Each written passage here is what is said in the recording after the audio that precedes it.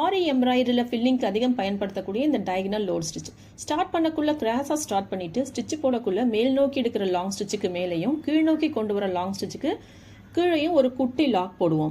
இதுவே கீழே க்ளோசிங் எண்டுக்கு வரும்போது அந்த குட்டி லாக்கை எங்கே போடுறது நிறைய பிகினர்ஸ்க்கு டவுட் இருக்குது.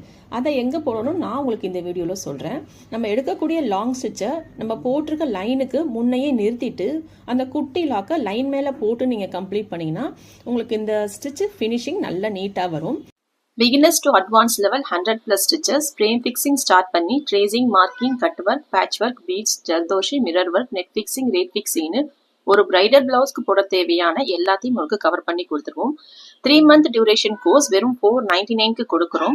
கோர்ஸை ஜாயின் பண்ண விரும்புகிறவங்க மேலே தெரியுற வாட்ஸ்அப் நம்பருக்கு மெசேஜ் பண்ணுங்க. இந்த கோர்ஸை ஜாயின் பண்ணுறதுக்கு உங்களுக்கு டெய்லரிங் நாலேஜ் தெரிஞ்சிருக்கணும், ஆரி பற்றின ப்ரீவியஸ் நாலேஜ் தெரிஞ்சுக்கணும்னு அவசியம் இல்லை. உங்களுக்கு பேசிக்லேருந்து நாங்கள் ஸ்டார்ட் பண்ணுறதுனால எல்லாமே உங்களுக்கு கிளியராக நாங்களே சொல்லி கொடுத்துருவோம்.